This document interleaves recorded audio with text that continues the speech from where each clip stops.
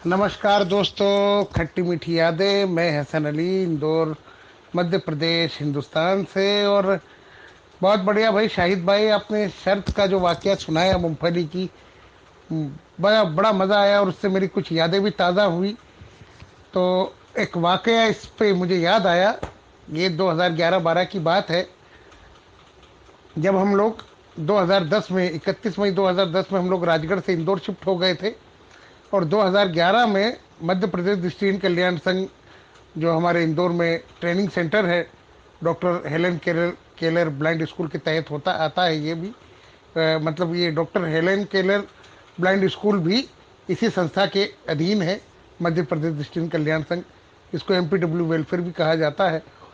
तो किला मैदान में स्थित है ये। तो वहाँ पर मैं गया था ब्रेल की ट्रेनिंग के लिए। चूँकि ब्रेल मुझे आती थी, लेकिन अक्षर ज्ञान यानी थोड़ा सा स्पीड वगैरह मेरी कम थी। और कुछ जो उसके लफ्ज़ जो होते हैं वो मैं भूल चुका था, उसके नंबर। तो रूसी लाल जी ने मुझे ब्रेल की शिक्षा दी थी, ट्रेनिंग दी थी, प्रकाश अपने मध्य प्रदेश दृष्टिहीन कल्याण संघ में ही 92 के समय में। तो 2011 में हमारे ब्रेल टीचर हुआ करते थे मुकेश पटेल जी, अभी भी हैं वो। तो चेयर केनिंग और ब्रेल सिखाना ये उनके ज़िम्मे था। क्योंकि मैं कंप्यूटर का मास्टर था तो मुझे कंप्यूटर पर ज़्यादा बैठना पड़ता था। मुझे कहा गया था कि आप 1 घंटा जो है वो चेयर केनिंग में और ब्रेल सीखें, और उसके बाद फिर सारा समय आप कंप्यूटर में दें और लड़कों को जो है कंप्यूटर सिखाएं। तो हुआ ये दोस्तों, वहाँ पर दो लड़कों के बीच शर्त लगी।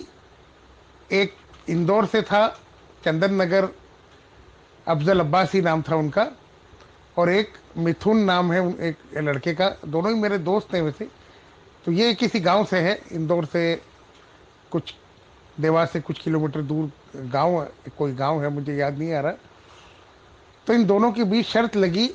अफजल अब्बासी से कहा गया कि भाई तुम कितनी रोटी खा सकते हो। तो उसने कुछ रोटी बताई, तो उन्होंने कहा 30 रोटी खा सकते हो।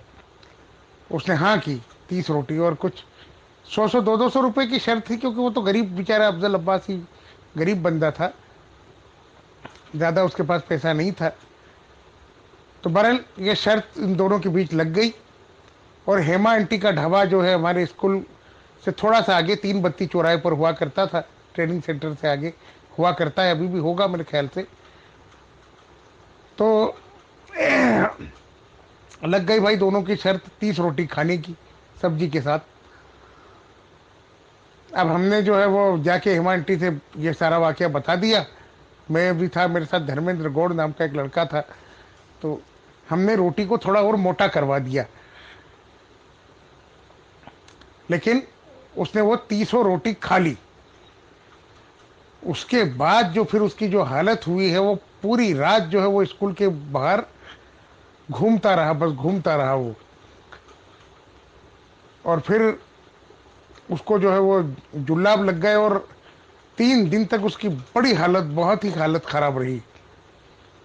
तो 200 रुपये जीतने के चक्कर में उसने बहुत बुरी हालत कर ली। ये तो अल्लाह का शुक्र था कि उसको अस्पताल वगैरह ले जाने की ज़रूरत नहीं पड़ी। तो इसी तरह से शाहिद भाई, आपने कहा था कि 5 नान आपने खाई थी और वो शर्त आप जीत गए थे। तो वो वाकया भी कभी आप दोबारा शेयर शेयर करना। मैंने वो सुना नहीं था। जो समोसे की शर्त आप हार गए थे, नान की शर्त आप जीत गए थे, तो वो दोबारा से आप शेयर कीजिएगा, तो फिर उसे भी हम अपलोड करेंगे अपने व्यूवर्स के लिए। और भाई 5 तंदूरी नान तो यार, मैंने जब आपकी ये सुना तो मैं तो सुन के ही चौंक गया कि यार इतने बड़े बड़े नान आपने कैसे खाए होंगे।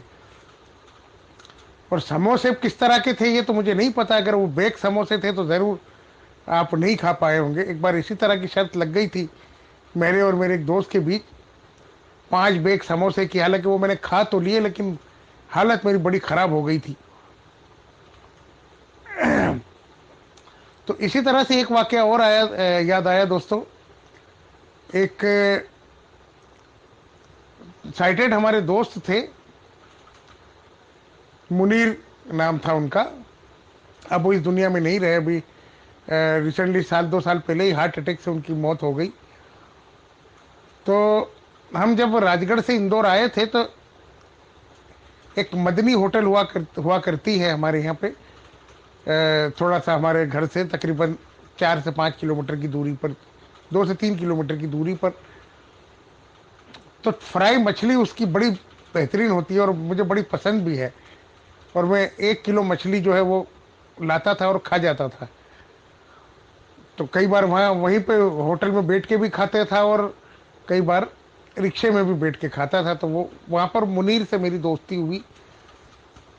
उसने मुझसे शर्त लगाई 2-2 हज़ार रुपए की कि 2 किलो मछली खाना तुम्हें।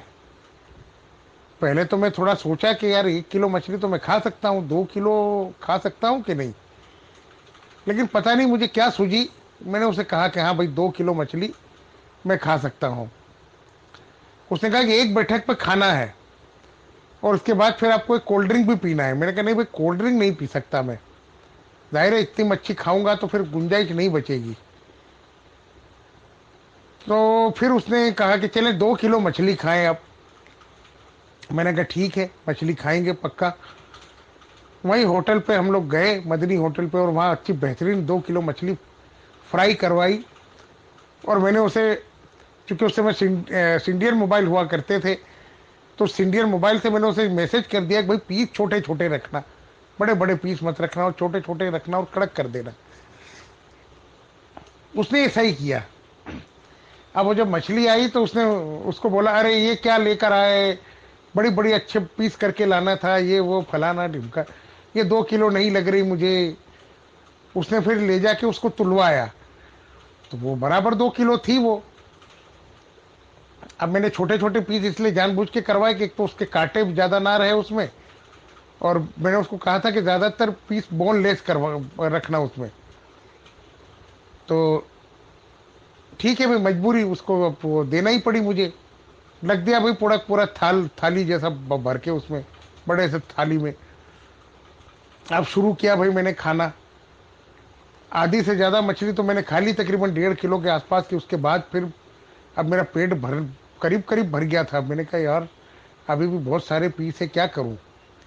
अगर नहीं खा पाया तो 2,000 रुपये देना पड़ जाएंगे। तो अल्लाह अल्लाह करके मैंने वो मछली खा ली। मछली खाने के बाद फिर मैंने जो है वो हाजमे का वो होता है, वो मिर्ची ना एक शरबत होता है, उसकी छोटी बाटल 10 रुपए वाली, तकरीबन 100 ml की बाटल होती, वो पी, ताकि वो बदहजमी या कुछ गड़बड़ ना हो। अब जाहिर है इतनी मछली खाई थी मैंने, तो बदहजमी क्या, हो तो पेट का तो कबाड़ा ही हो गया होगा। तो बरल भाई 2,000 रुपये ले लिए, मछली के पैसे भी उसने दिए, रिक्शे के भी पैसे उसने दिए। मैं आ गया भाई अपने घर। उसके बाद भाई जो मुझे, अब ठंड का मौसम था जबकि उस समय दिसंबर जनवरी का महीना था वो, ये 2014 की बात है, ये 2013-14 की, शादी से पहले की बात है ये। भयंकर ठंड थी, देखा जाए तो अच्छी खासी ठंड थी। लेकिन अब वो मछली मैंने इतनी खाई थी कि इतनी भयंकर गर्मी मेरे शरीर में हुई कि बस ऐसा लग रहा था कि जैसे गर्मी की वजह से जो है मेरा पूरा बॉडी फट जाएगी। मैं जो है वो ऊपर से नीचे, नीचे से ऊपर चक्कर काटता रहा, फिर थोड़ी देर लेटता, फिर उठता, फिर नीचे जाता, फिर ऊपर आता, फिर नीचे जाता, फिर ऊपर आता। गर्मी के मारे परेशान, पसीना भी मुझे आता, और फुल पंखा फुल स्पीड पर, पंखे से काम नहीं चला तो मैंने पानी भर के, अब देखें बर्फ जैसी ठंडी थी उसके बावजूद भी मैंने कूलर में पानी भर के वो कूलर चलाया, तब जाके मुझे थोड़ा सा रिलीफ महसूस हुआ कि हाँ भाई अब जरा कुछ ठीक लगा। लेकिन फिर भी घूमना फिरना आना जाना ये सब मैंने किया। लेकिन वो मिर्चीना का शरबत काम कर गया और सडनली 1.5 से 2 घंटे में मुझे डकार आ गई।